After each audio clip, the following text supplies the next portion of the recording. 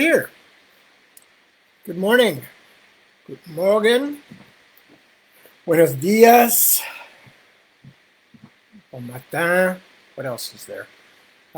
There's several Eastern European languages I can't even get close to. But anyway, lovely to see you all. Good evening, good morning, good afternoon, wherever it happens to be in your part of the world. It's very, very early Sunday morning here. As you probably know by now, 2 o'clock in the morning on the west coast of the United States, I guess. I guess we're still part of the United States here in California. So hello, who's popping in already today? Patrick, Ronnie, Chris, Leah, Lavanya. Checking in from Bangalore. Very nice. Hello, Lavanya. Jim. Hello, Leah again. John. Good morning to you too, sir, and welcome aboard, everybody. I am, in fact, going to be reading in just a few minutes. So lovely to have you with me and anybody else who decides to show up. I am still reading from Tailchaser's song. We're just getting to the nitty-gritty parts where all the stuff is happening. So we'll be getting onto that soonish. First off, anything to summarize or tell you folks about?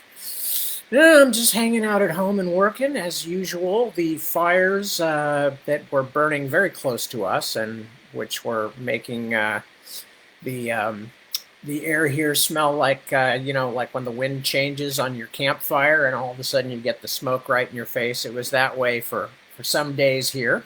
I am pleased to say that although I think they're still struggling with the fire in some places, that it's largely under control. So we have not had to evacuate, although some of our friends did, and some of them are not back to their homes yet, as far as I know.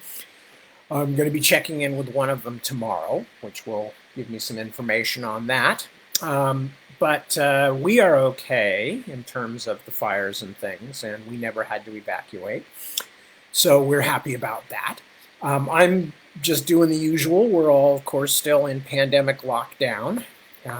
As we continue, some portion of the American population continues to pretend like this is not really a problem, which is a bit disconcerting. But the rest of us are doing the best we can to not spread any more diseases around than we need to.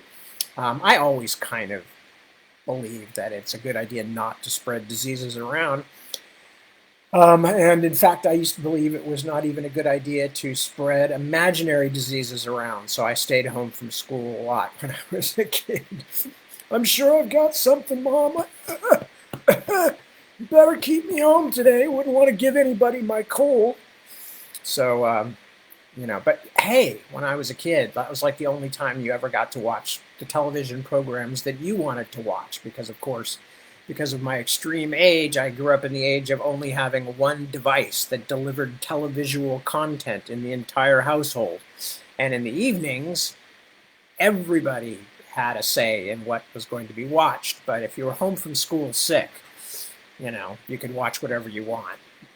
Whatever you wanted, which was for my, in my case, when I was a younger kid, it was usually cartoons if they were on, or then later in the day when it was mostly soap operas and weird stuff like that, you'd watch game shows or whatever. I got very fond of Jeopardy. That was the closest thing that we've ever had in America to a real, like, you have to know things to do well on kind of a show. So that was a great favorite. I used to watch that for hours. And, yelling out answers when I knew them. What else? Anything else of interest going on around here? Just the usual, as I mentioned. I'm working on the Navigator's Children right now because I'm still waiting for feedback from my various trusted readers. Look, and there's my mother-in-law. Hello, Hazel. Hi, how are you? Mwah, love to everybody. My mother-in-law and the rest of Deb's family all live in England, so in the Midlands. So we don't get to see them very often, but we do get to see them on social media, which is a good thing. So hello, Hazel. Lovely to see you, even if I'm not actually seeing you, but you get what I mean. Anyway, we miss you. your grandkids miss you too. So we should do a Zoom or a Skype or something like that, so you can see how huge and useless they all are. Anyway, and they are huge and useless. I'm going to be busy here tonight, so I won't be able to check if the dishes that did not get done the last couple of nights finally get done tonight.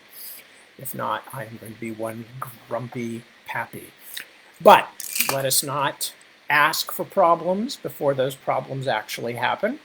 Maybe everybody will recall my many warnings, my many threats, my many intimations of hideous physical abuse, and they will actually get the dishes done without me having to remind anybody any further.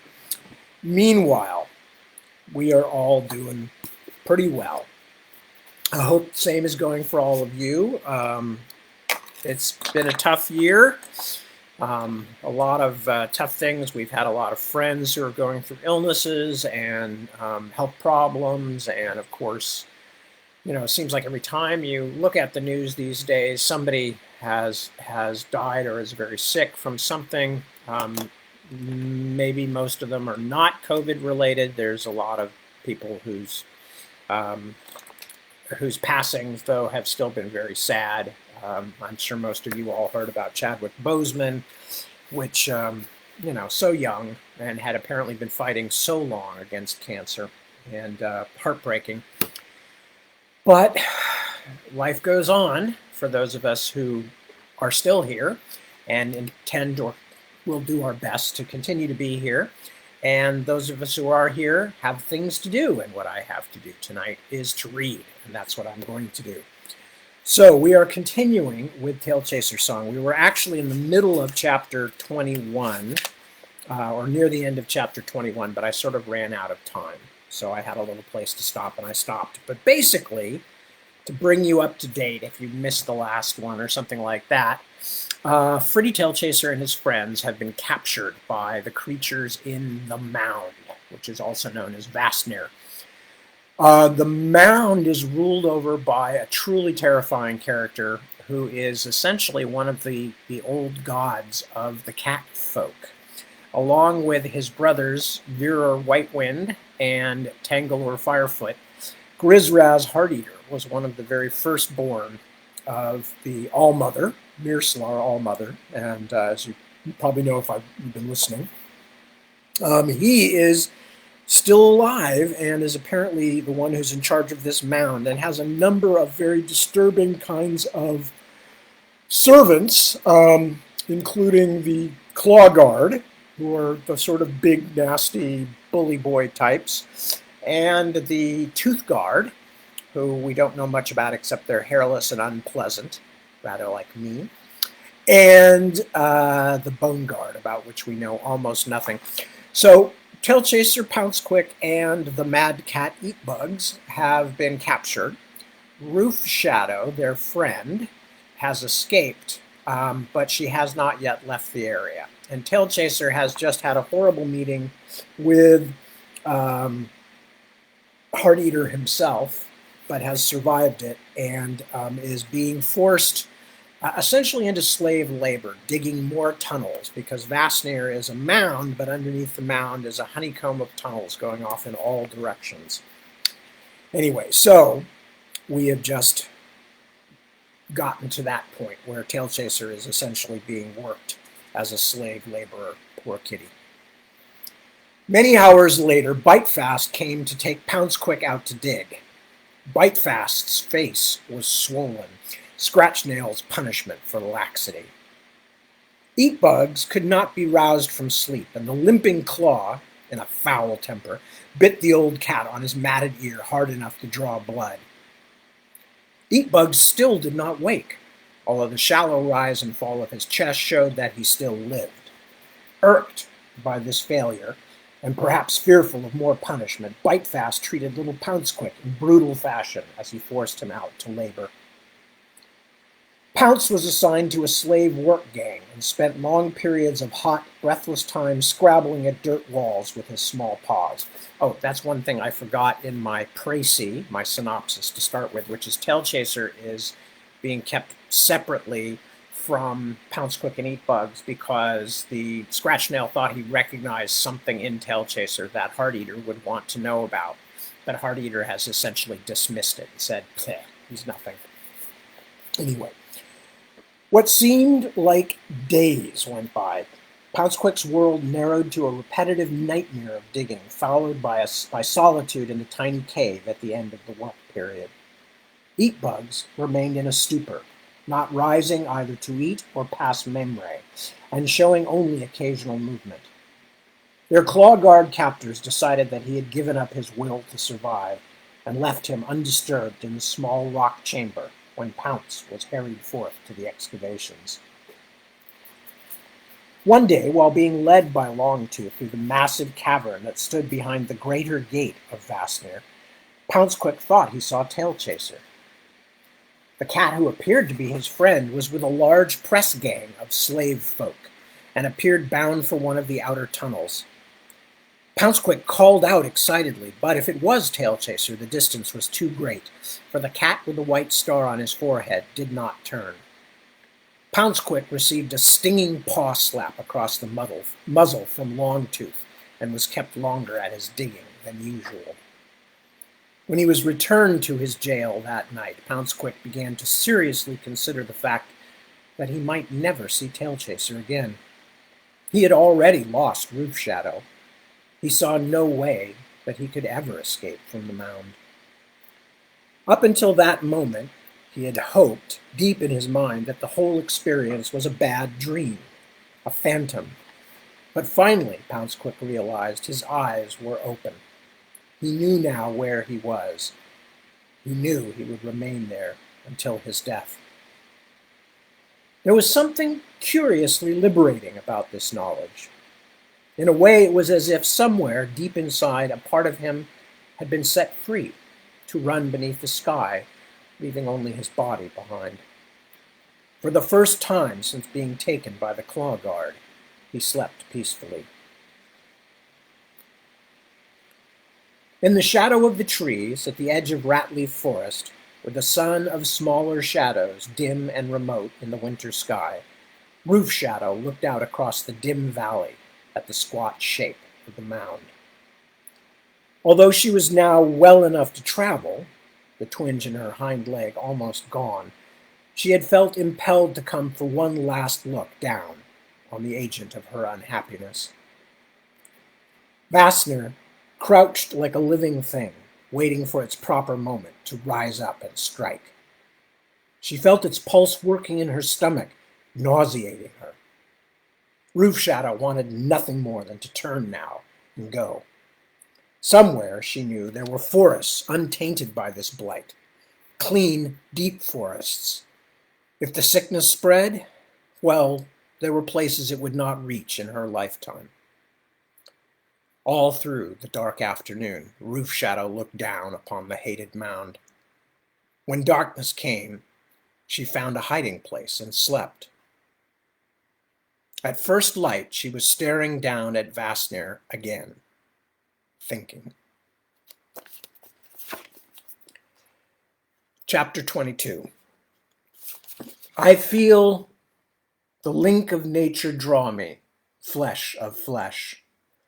Bone of my bone thou art, and from thy state mine never shall be parted, bliss or woe. John Milton. In his dream, Tailchaser was standing at the very pinnacle of a tall needle of rock, hundreds of jumps above a misty forest. Looking down from his perch, he could hear the sounds of creatures hunting for him in the mists below, thin noises of speech that drifted up into his ears. It was cold on the rock. It seemed as if he had been on it forever. Below, the frozen green sea of forest stretched infinitely into the distance. Although he knew he was in danger, Freddy felt no fear, but only a sense of the dull inevitable. Soon the searchers would exhaust the hiding places in the woods below. Inescapably, their attention would turn to the spire. The burning eyes would gather at the bottom, then move upward.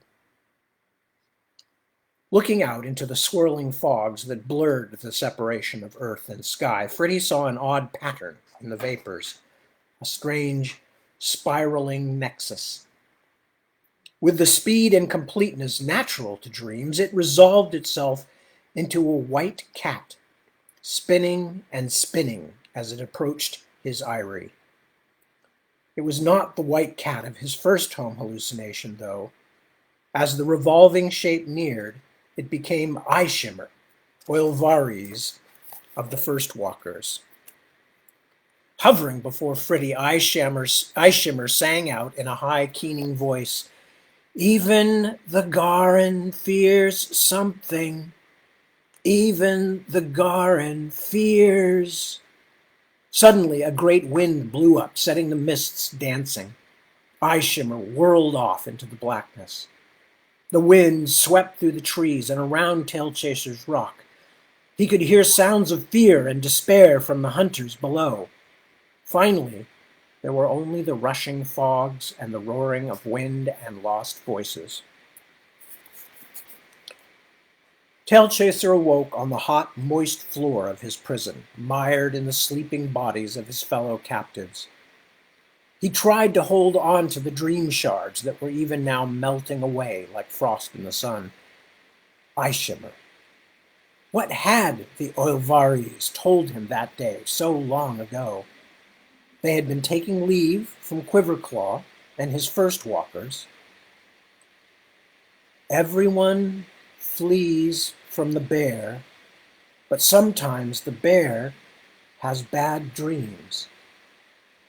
In his dream, Eye Shimmer had mentioned the Garin, the bear also.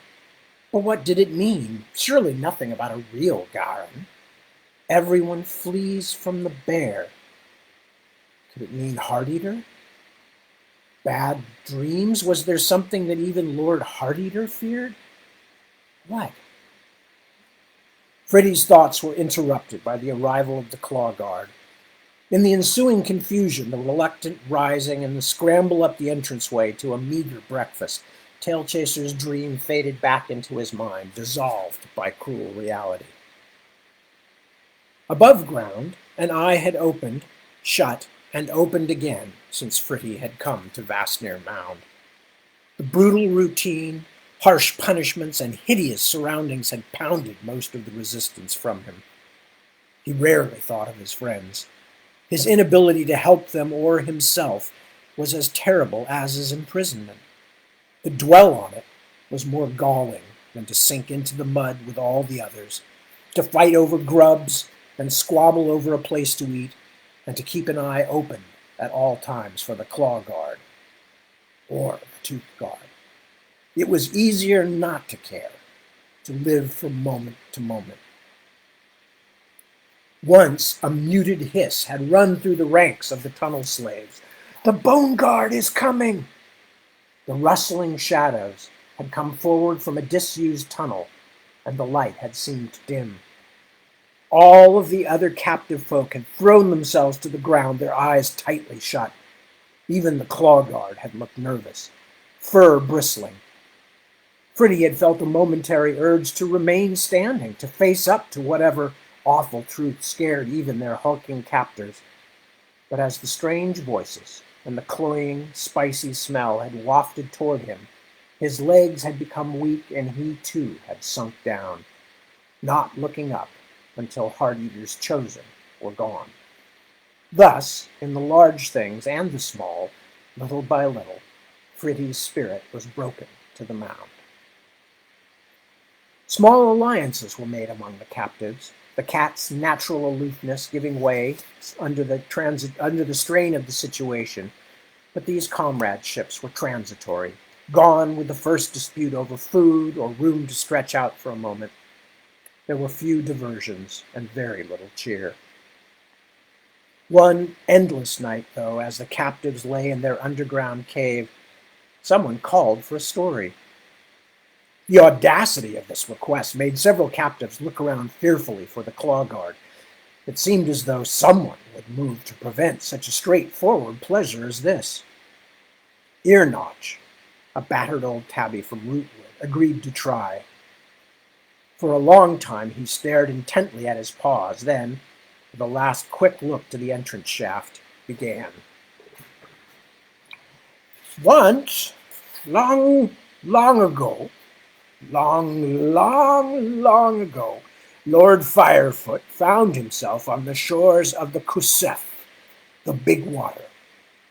He desired to cross, for he had heard rumors that those folk who dwelt on the other side, distaff descendants of his cousin, Prince Skystone, lived in a land of great beauty and plentiful hunting. Well, there he sat on the banks of the Big Water and wondered how to reach the other side. After a while, he called for Feferit, a prince of the Flafaz, who owed him a favor from days gone by. Feferit, a heron of great size, came down and hovered overhead, but not too close to the great hunter. "What may I do for you, O cleverest cat?" he asked. Lord Firefoot told him, and the bird prince flew away. When he returned, the sky at his tail was full of flafaz of every description. At the prince's command, they all flew down close to the Kusef and began to beat their wings, making a mighty wind. The wind blew so cold that the water soon froze over. Tangalore Firefoot set out, the flafaz moving before him, turning the Big Water to ice in his path so that he could walk across. When they reached the far side, Feferit swooped down and said, "That pays for all, Cat Lord," and then flew away. Well, Sunrayla, several days later, Lord Firefoot had explored all the far country. It was indeed lovely, but he found the inhabitants to be strange and somewhat simple-minded folk, much given to talking and little to doing. He had resolved to cross back over to his own land, and so he made his way to the water's edge. The Big Water was still hard and frosted, and he moved out onto it to walk home. It was a long way, though. Not for kitten play is it named the Big Water. And when he was in the middle, the ice began to melt. Firefoot ran, but it had been too long, and the Kusef melted beneath him, dropping him into the icy water. He swam for a long time in the terrible cold, but his great heart would not give up. He struggled on toward land. Then, suddenly, he looked up to find a great fish with a fin on its back, and more fangs than the Tooth God, swimming in circles around him. "Well, well," said the fish, "what is this tender morsel that I find swimming about in my home? I wonder if it tastes as good as it looks." Now Firefoot had been in despair when he saw the size of the fish, but when it spoke he was suddenly filled with joy, for he saw a way out of all his troubles. "I am certainly good tasting," said Lord Tangalore.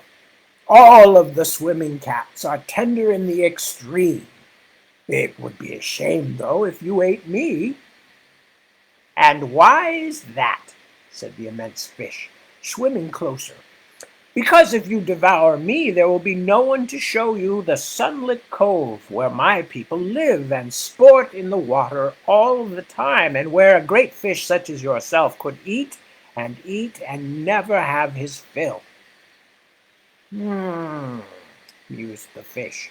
"And if I spare you, will you show me where the swimming cats live?" "Oh, of course," said Firefoot. "Just let me climb onto your back that I may see the way better." So saying, he clambered onto the fish's huge finned back, and they swam on. As they approached the far side of the Kusef, the fish demanded to know where the cove of the swimming cats was. "Just a little farther, I am sure," Firefoot said. So on they went until they were very close to the shore. Again the fish demanded to know the place. "Just a little closer in," said Lord Tangalore. They came closer still to the shore until, of a sudden, the water became so shallow that the giant fish found he was unable to move farther forward. Then he discovered he was too far aground to move backward either, and could only roar in anger as Firefoot leaped off his back and waded to the sand. "Thank you for the ride, Master Fish," he said. "As a matter of fact, I'm afraid we do very little swimming where I come from. But we do like to eat. I am going to find a few other of my folk, and then we are going to return and dine on you the way you would have on us." And they did.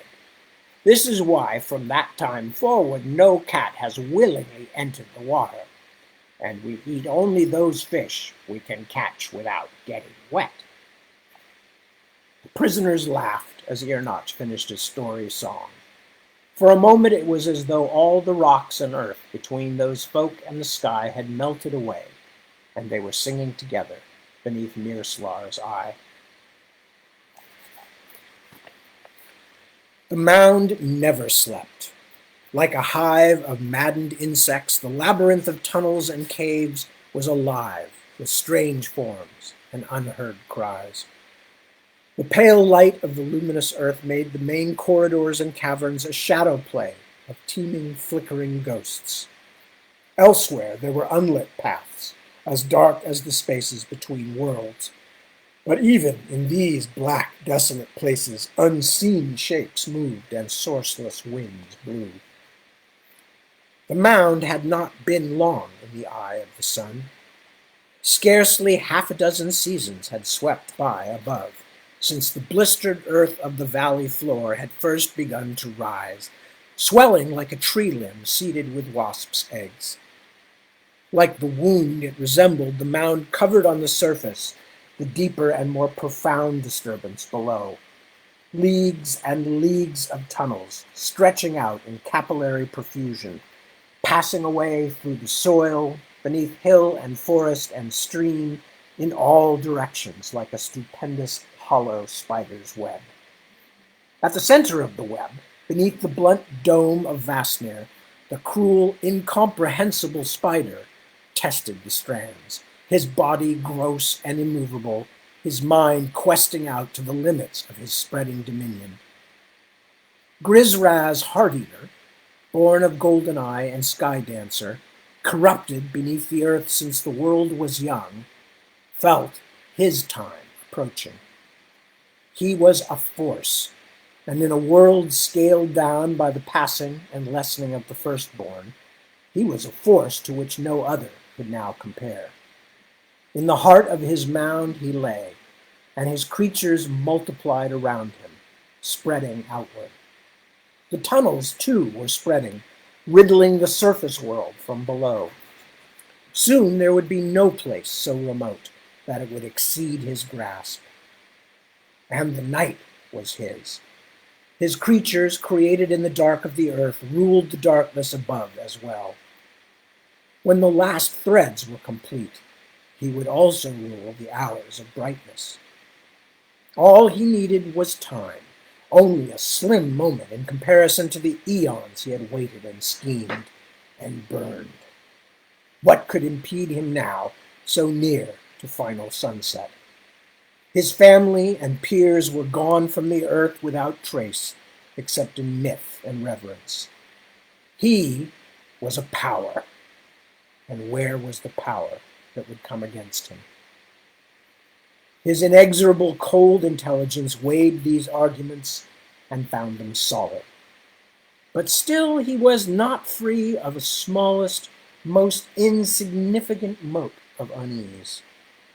Heart-Eater threw his mind outward again, searching, searching. Since sunrise, Roof Shadow had been pacing intently back and forth along the tree-sparse edge of Ratleaf Forest. To her west, across the broad expanse of valley, lay the slumbering presence of the mound. Back and forth, soft gray paws laid delicately down one after another, Roof Shadow walked a careful circuit. Her head was hung low, as if her pacing indicated deep thought or momentous decisions to be made. But in actuality, she had already made her choice. The sun, sparking the cold air and striking diamond gleams from the snowy ground, had passed the meridian and was beginning its winter rapid descent, when the gray Phala stopped her careful treading and tipped an ear toward the earth. She was motionless for long seconds, as if the wind from the mountains above had frozen her fur and bone where she stood. Then, shaking her head gently, she lowered a snuffling nose, breathed for a moment, then suddenly canted her ear again. As if satisfied, she extended her paw, tapped softly on the crusty snow, and began to scrape away the cold white skin of the sleeping earth. Once through the powdery shell, she lowered her weight onto her back legs and began to dig in earnest. The soil was near frozen, and her paws stung, but she continued her rapid movements, sending flurries of mud and rock up from beneath her tail. The hour passed, and Roof Shadow began to fear she had sensed incorrectly. The ground was hard-packed and firm. Most of her small, slender figure was below the hole's rim when, without warning, a spading paw thrust through the bottom of the pit into emptiness beyond. Warm, fetid air rushed up through the aperture, and she reared back in surprise. This was what she had sought, though. She grimly resumed digging. A short span of scrabbling, and she was able to pass her head and whiskers through the opening. When she pulled her front paws through, she felt a surge of panic, as for a moment she was suspended over nothingness, dangling helplessly. The unknown darkness below her became a bottomless abyss. Her weight pulled her back legs past the crumbling rim of the hole. She fell only a moment, then touched lightly down on the loam of a tunnel floor. She turned her eyes briefly back to the hole above her, which glowed with the light of the setting sun. It seemed a very small hole now, although it was not very far away. It was not far away, but it was behind her. Head down, green eyes wide to gather what little light there was in this dark, unfriendly world, Roof Shadow padded silently down into the earth. Chapter 23. Fear death? To feel the fog in my throat, the mist in my face. Robert Browning. Limping through one of the immense stone-arched chambers, the ragged group of cats shuffled slowly toward the digging tunnels. Tailchaser searched the bobbing sea of hopeless animals for paw grip. He located the small, wiry cat at the rear of the marching party and slowed down his already leaden pace until Paw Grip caught up. "Hello, Tailchaser," Paw Grip said, a faint echo of his former sprightliness. "You look a little stronger. How does that shoulder feel?" "Better, I suppose," said Fritty, "but I doubt it will ever truly heal." He raised and shook his front paw experimentally. "Well," said Paw Grip in a conspiratorial tone, "I got a message to that fellow in the upper catacombs. He sent back to say that he hadn't seen your friends, but he'd keep his eyes open." Paw Grip gave a weak smile that was meant to be encouraging. They were passing beneath one of the huge inner gates now and had to lower their voices. The tunnel walls had become closer, and their speech reverberated in a manner sure to attract unwanted attention. "Thank you for trying, Paw Grip," said Fritty. "How is Jump Tall feeling this morning?" The meeting wall delegate had refused to rise for work the last 2 times, and as a consequence also had not eaten. "Badly, I'm afraid. Just lies there and says if he moves, he'll lose his tail name." They walked silently for a moment in the midst of the emaciated, staring-eyed cats. Hulking Claw Guard walked the perimeter of the disheartened procession, occasionally moving forward to threaten or prod. "Jump Tall is going to die soon," said Tailchaser. In the world above, he would have been amazed to hear someone say such a thing in so calm a voice. He is no longer strong enough to live, agreed Paw Grip. His tail name is all he has. In a cave on the rock wall above the greater gate, Roof Shadow looked down upon the charnel life of the mound. Dulled by the strain of countermanding her instincts, tired and frightened, she had groped her way steadily down into the throbbing center of the mound. When the tunnel had ended precipitously on the wall of the greater gate chamber, she had suddenly seen the entirety of the wrong, the us. The misshapen guards and sick and dying prisoners, the weird lights and noxious heat of the air, all this had struck her like a palpable blow as she reeled above the cavern. Unable to catch her breath for a moment, she stumbled back from the lip of the cave and slumped, a shuddering mass, to the darkened floor. Far behind her, close to the surface, the pale, twitching nose of one of the blind tooth guard had detected a strange thing, an unauthorized tunnel opening to the world above. The soil was newly disturbed. Escape attempts were frequent, of course, but invariably they failed. This seemed different, though. The keen nostrils of the hairless creature who had discovered the hole perceived a curious fact. Something had been digging in, not out. Somewhere deep in Vaster, a shape appeared from one dark hole and entered a darker one. Heat and air currents led the shape to what it sought. "Master Hisblood," it called. There was a pause, then, "Skin wretch, I have long since ceased to be entertained by your annoying presence. I think I shall finally make an end of you." Even in darkness, the shape's discomfort was recognizable. "Please, Lord, don't do anything foolish. I bring you important news." Another long silence, and Skinwretch could smell and feel Hisblood's approach as clearly as the folk above ground could see in broadest daylight. He resisted the impulse to flee. "What could you tell me that I might possibly find of value, you old slobberer?" Hisblood's tone suggested imminent painful death, but Skinwretch recognized his opening and plunged in. "Only this, most wonderful lord, only this. Something has tunneled in to Vastnir, something from the sun world. I found the place where the thing entered, above the greater gate." Hisblood approached until the heat of his breath raked his cowering subordinate. "And why should I care?" The leader of the Tooth Guard spat, but now there was a subtly reserved edge to his voice. "I suppose you have told everything that walks, crawls, or digs between here and the lower catacombs?" "No, great master," whined Skinwretch, pleased that he had guessed correctly. "I came straight to you." "Fetch me Nuzzledark. You are sure it was an entrance tunnel? If you have misled me—" "Oh, no," hastened Skinwretch, choking with fright.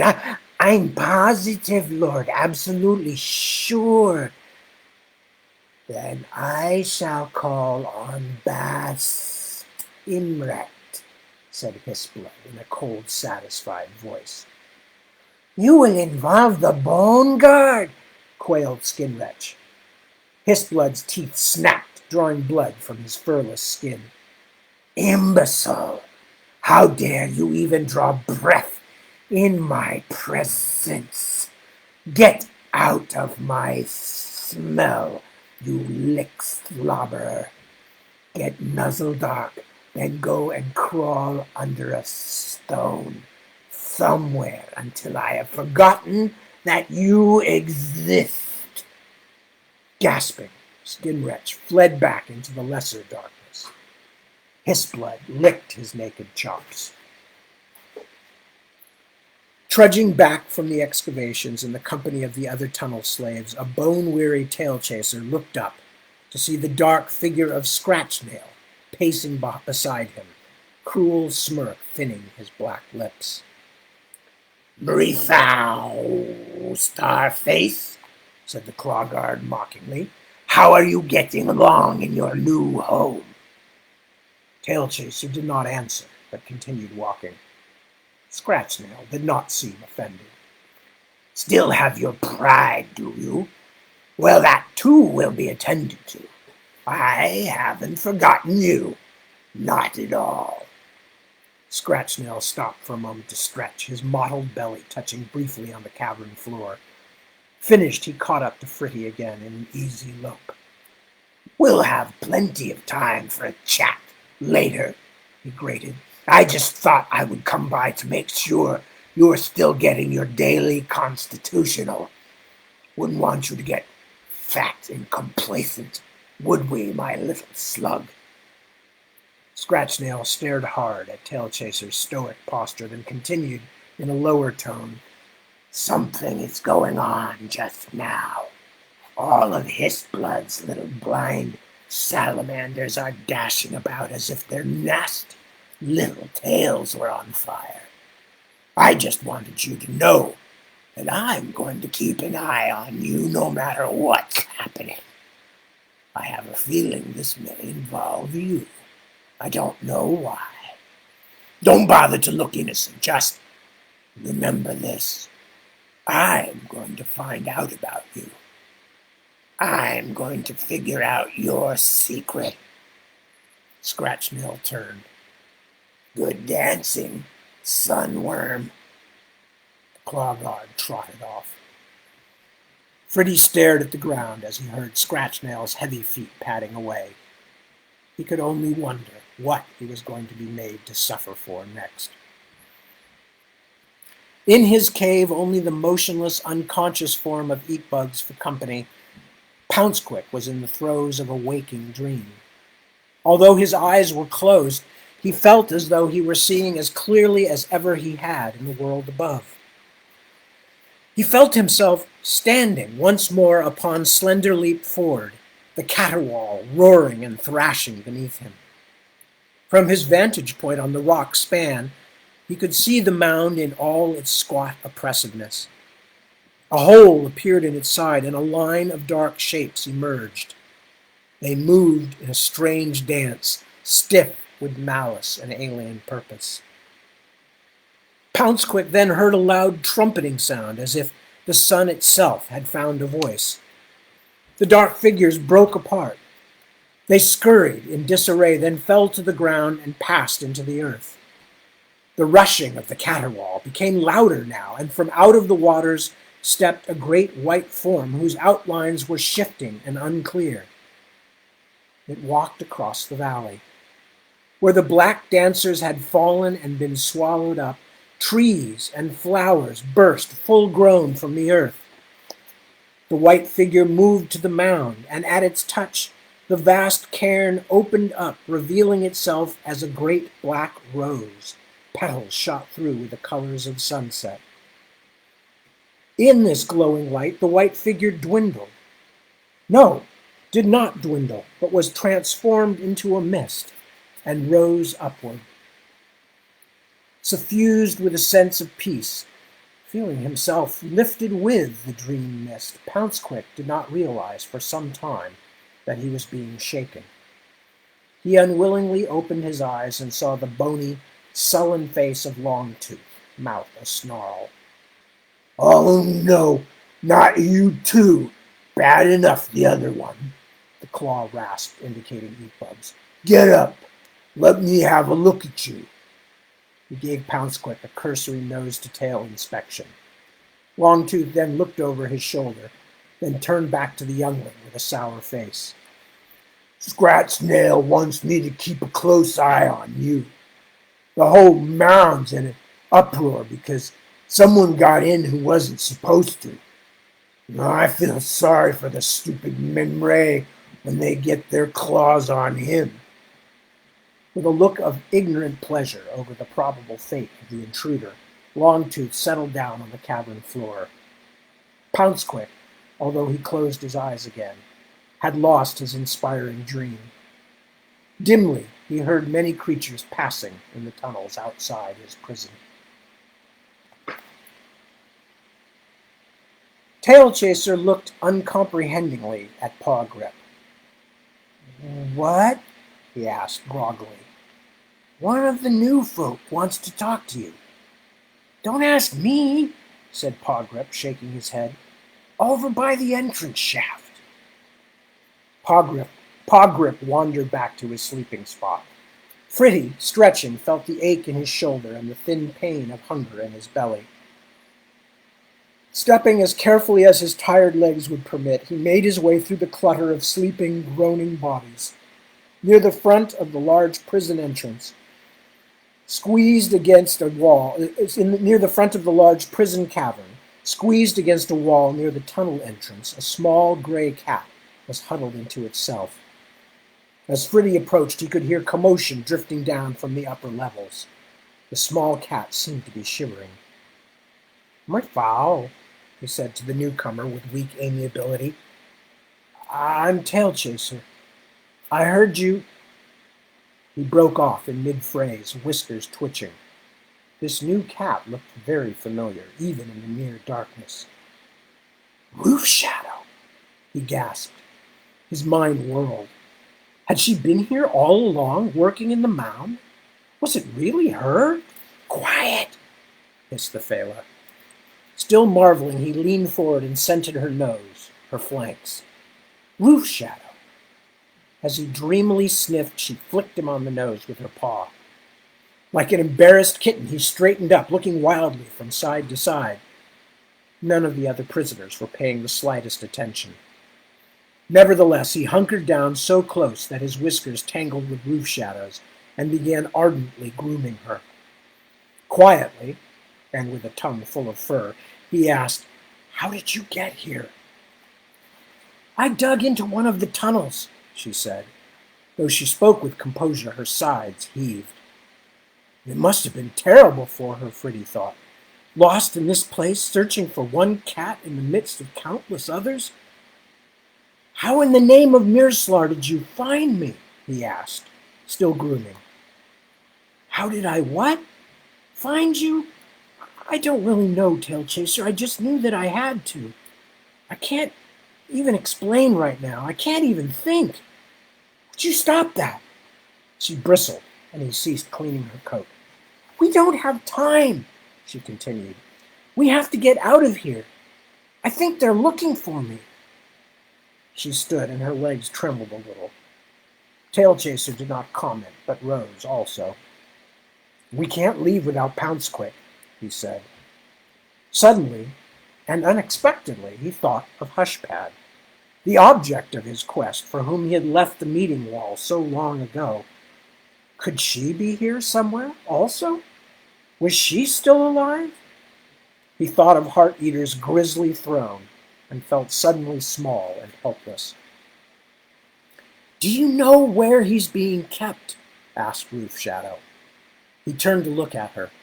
She was exhausted, and he was no better off. "Pounce?" he said. "No, I haven't seen him since they separated us." He looked apprehensively up the shaft. "I'm afraid we don't have the time to look for him then," the gray Phala said calmly. "We'll be lucky to get out ourselves." She started toward the shaft. Tailchaser was shocked. "But we can't just desert him. I brought him here. He's just a kitten." Roof Shadow looked back over her shoulder and snarled, "Tailchaser, don't be stupid. It might take us days to find him. We have to get out and warn the folk at First Home. Otherwise it will be too late for all of us. We'll do him more good if we bring back help than if we're caught and killed ourselves. We have to tell Fencewalker and the others. Come on now." Fritty tried to object. but he knew he could never explain the truth to her about Heart Eater, or the Tooth Guard, or the leagues and leagues of tunnels crawling with hideous earth spawn. Roof Shadow was not waiting to hear anyway. She was slinking up the inclined tunnel toward the flickering, sickly light and the sound of harsh voices. Fritty followed her. The mound was alive with activity. Clawguard bunched in groups, conferring in dull snarls, then broke apart to range down tunnels and storm into prison caves. As Tailchaser and Roof Shadow reached the main corridor outside the shaft, the claws had moved in force into the holding cavern adjoining the one they had so recently quit. Growls of rage and weak cries of pain could be heard echoing up into the tunnel in which they stood. They broke into a run, staying in the deeper shadows close to the corridor wall. Passing several other prison caves, they found an apparently disused tunnel, dark and musty smelling, and darted in. The din behind them faded a little, and they stopped for a few moments while Roof Shadow tried to orient herself. Eyes closed, she let herself be commanded by instinct, reaching into her sense memory for the way to her entrance hole. After a moment's deliberation, she led them down the tunnel. They stayed away from the main thoroughfares, taking advantage of spur tunnels and niches and unfinished shafts. Out and up they went, spiraling toward the surface, toward the place of escape. Several times they were almost caught. Once, on hearing the pad of approaching footsteps, they had to force themselves into a shallow, unfinished tunnel and then stand frozen in terror, holding their breath, while two clawguard debated whether their hiding place was worth searching. When the beasts finally decided against it and loped off, Fritty found he had trouble catching his breath again. Finally, they began a last steep ascent toward Roof Shadow's entrance. Peering around a corner, they found the last tunnel completely dark. As they moved quietly forward, they caught a glimpse of starlight, the way out, at the far end of the corridor. Fritty had not seen the sky in so long that he felt silly with excitement. Despite the oppressive wet heat of the mound, a chill arched down his backbone and curled his tail. He bounced forward joyfully. For a moment he felt there was grass beneath his feet again and cool wind in his fur. He heard Roof Shadow call his name softly but urgently. He paid no heed. Then the starlight disappeared. At once something struck him, catching him completely unaware. Roof Shadow's admonitory call became a yowl of fear. Something was on top of him, some snapping, biting thing. "Nuzzledark, don't allow the other one to escape," slashed a voice in the dark, and he heard Roof Shadow cry out again. The thing atop him drove for his throat with spiny teeth, and as he twisted desperately, he felt furless skin squirm beneath his claws. Tooth Guard! He struggled to pull loose from the grasping creature and managed to sink his own teeth into flesh for a heartbeat. He was rewarded with a hissing squeal of pain from his attacker. He drove his back legs up and heard the gasp of lost air. In the moment's respite, he pulled free and then dashed back toward where he had last heard Roof Shadow's voice. His eyes were finally adjusting to the profound darkness, and he saw another form rear up just in time to avoid the worst of the blow, which still sent him spinning. He came to rest against the cringing mass of Roof Shadow. "Slitbelly, help Nuzzledark with the prisoners." Fritty could now make out the owner of the voice, its elongated, hairless body crouched beneath what was to have been their escape hole. Its eyeless head nodded approvingly. "So," it said, "as expected, you return to your point of entrance. How nice. Since you are also so interested in traveling, now we shall take you to see our domain. Yes?" The other two dark shapes now flanked Roof Shadow and Tailchaser, and one of them said, "Why do we not end their lives here, Master Hissblood?" The Tooth Guard Lord let a long second of silence hang in the dark, damp air. "You should know better than to question me, Slitbelly, especially since you yourself have proved so inefficient. These creatures have caused us all great problems, and we shall have to work hard with them to repay the bargain. They will live a while longer because I wish to learn certain things. However, I can learn nothing from you. Do you see my meaning?"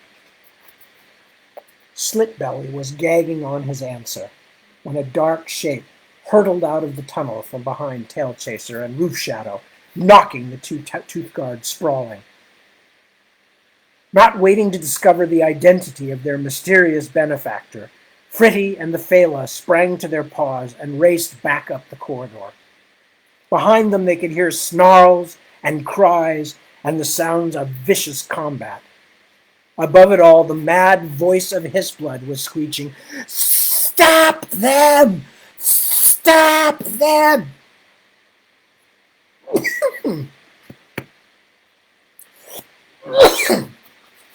Time expanded into one dark and everlasting moment as Fritty and Roof Shadow fled through the lightless outer halls. Wow, Tooth Guard talk even makes me sneeze. Time expanded into one dark and everlasting moment as Fritty and Roof Shadow fled through the lightless outer halls. Excuse me, I'm going to catch my voice there for a moment. Woof. I think I swallowed a bug. Tailchaser was bleeding from new wounds, and his shoulder throbbed and flared with each stride. They raced through nearly complete darkness, relying on their whiskers and keen hearing.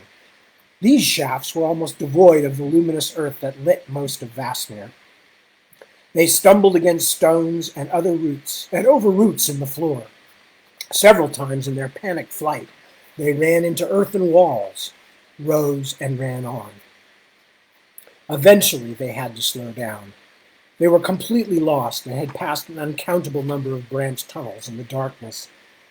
"I think we will be trapped here forever," gasped Roof Shadow as they loped along. "If we keep our left sides to the wall and keep turning outward, eventually we must come to one of the exit tunnels.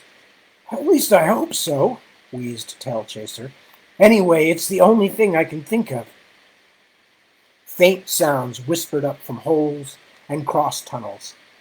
Some were the distant noises of Vastnir rising from the main chambers. Some, though, were unidentifiable. Moans and whispers, and once the sound of something large splashing in a deep pit. They walked carefully around that pit, and by unvoiced agreement did not speak of the noise that had wafted up from its depths. They kept turning outward, and the noises of the mound became fainter and fainter with each bend. The air seemed to be getting chill. When Fritty commented on it, Roof Shadow pointed out that they were approaching the surface, leaving the unnatural heat of Vastnir. It did not feel like the cold of winter to Fritty, though. It was a deep cold, but damp and moist. It felt as though they were running through a thick fog. The air near the opening of Roof Shadow's tunnel had not felt this way. He saw no sense in arguing, though, and restrained his objections. Moving down what seemed to their ears and whiskers to be a broad, high-ceilinged corridor, Tailchaser heard a different sound now. Something that, though faint, sounded like the padding of soft footfalls. He mentioned it quietly to Roof Shadow, and they slowed down to an almost silent walk, straining their ears. If they were footfalls, they must be quite far back to be so nearly inaudible. The twosome increased their pace slightly.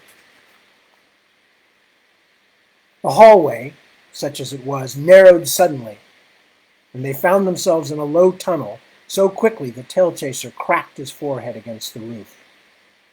This tunnel wound and dipped, then rose again as if it had been dug among large rocks or other massive obstacles.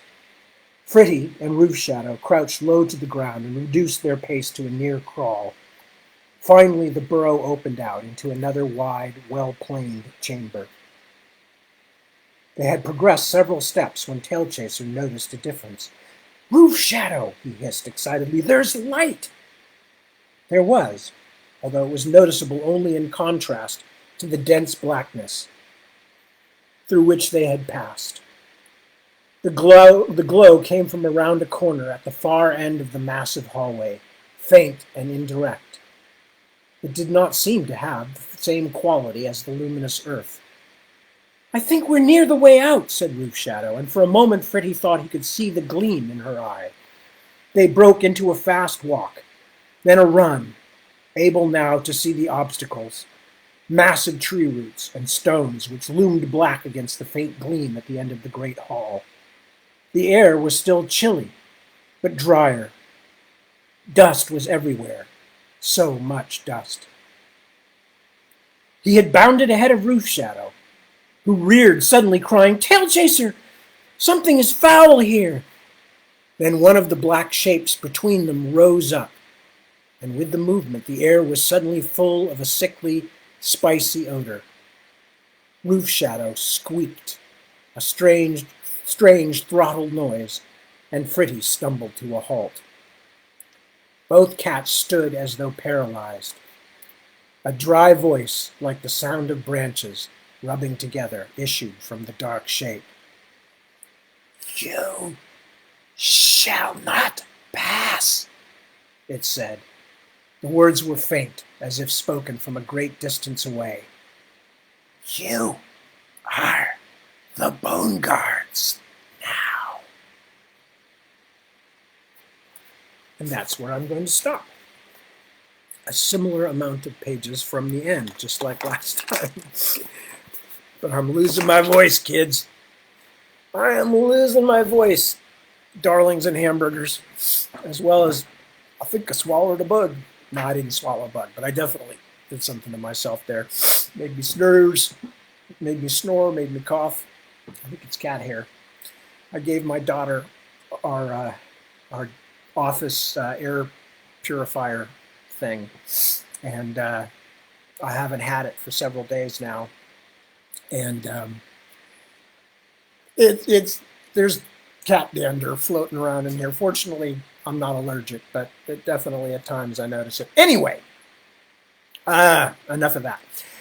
So, going to finish up there for the night, and I will resume with the Menace of the Bone Guard, etc., and some surprises and some twisty turnies. And who knows, maybe at some point we will even see a little return of the Rick Chick Chick. One never knows about these things, but it could happen. Anyway, and with that, it is now after 3 o'clock in the morning, a few minutes past 3 o'clock in the morning. I am going to wrap this up.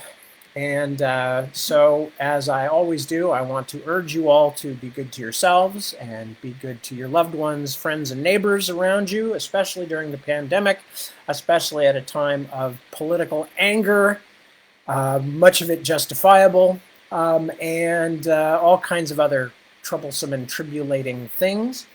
But those of us who are determined will all make it through, and we will meet again on the far side. And I'm not talking here about death. I'm talking about pandemic and all this other crap. We will make it, and I am very glad to have all of you with me, and you two are helping me to get through this. So thank you for that. And with that, I will say goodnight to you from Casa Beal Williams, the Beal Williams Rancho in the hills of California. And I hope you will be back with me tomorrow or later today, 7 p.m., for those who are available at that time to hear the next part of the story. And if not, I will see you next week, and you can find whatever you missed either on Facebook or on tadwilliams.com, or I believe also on YouTube, and God knows where else. You may be able to get it as a prize in the bottom of your Cracker Jacks box. You never know. So until then, thank you for joining me. Y'all be good, and I will talk to you real soon.